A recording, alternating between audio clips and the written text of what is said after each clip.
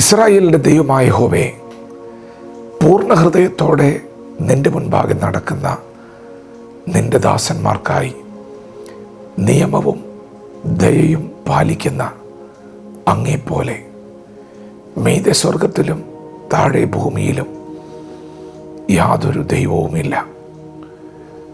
ദൈവത്തിൻ്റെ മാറ്റമില്ലാത്ത വചനം ശ്രദ്ധിക്കുന്ന പ്രിയപ്പെട്ടവരെ, പൂർണ്ണ ഹൃദയത്തോടെ നിങ്ങൾ ദൈവത്തിൻ്റെ മുൻപാകെ നടന്നാൽ, പരമാർത്ഥതയോടെ നിങ്ങൾ ദൈവത്തെ സേവിച്ചാൽ,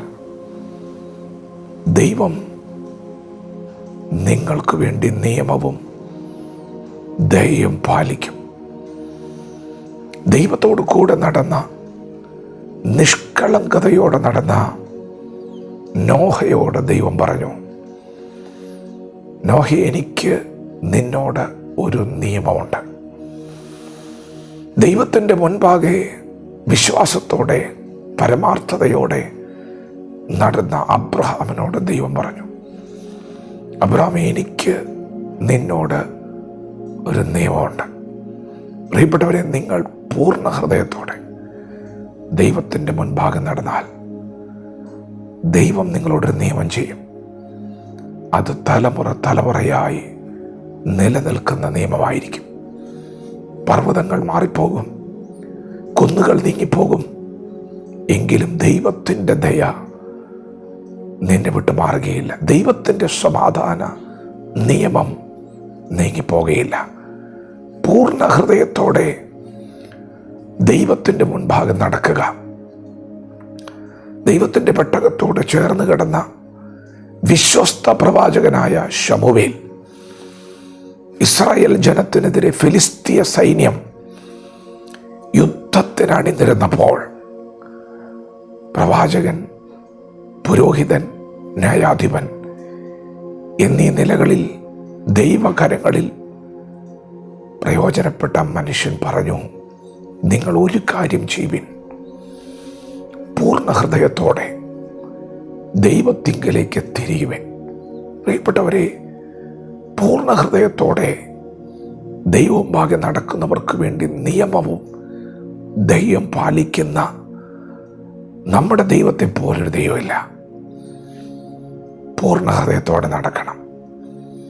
അശുദ്ധമായത് തുടരുത്. പാപ വഴികളെ വിട്ട് വേർപെടണം. അങ്ങനെ നടന്നാൽ ദൈവം നിങ്ങളുടെ നടുവിൽ വസിക്കും.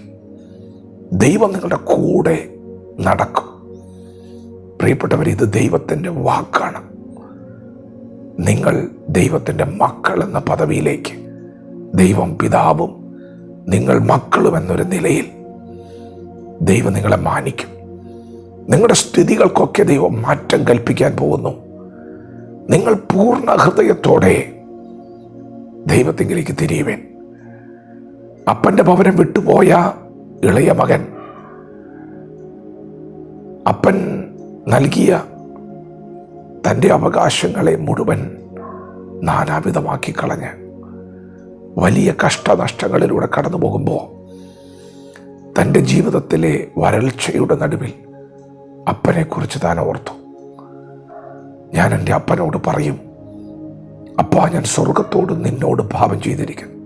സുബോധത്തോടെ ആ മകൻ ഭവനത്തിലേക്ക് മടങ്ങുകയാണ്. മാനസാന്തരപ്പെട്ടിരിക്കുന്നു.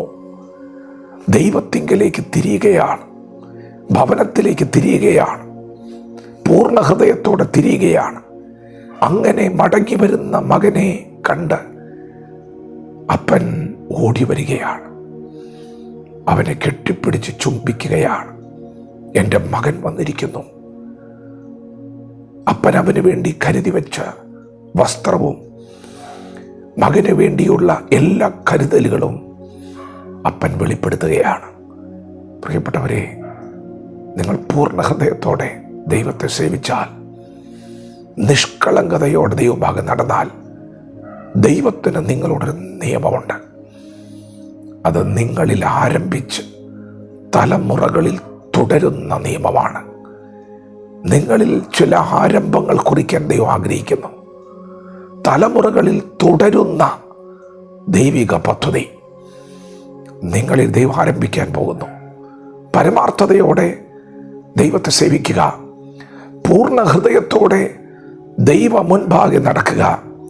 ദൈവത്തിന് നിന്നോട് നിയമമുണ്ട്, ദൈവത്തിന് നിന്നോട് ദയയുണ്ട്. വചനത്തോട് പ്രതികരിക്കാം. ദൈവം നമ്മെ ഓരോരുത്തരും ഈ പകൽ അനുഗ്രഹിക്കുമാറാകട്ടെ. ആമേൻ.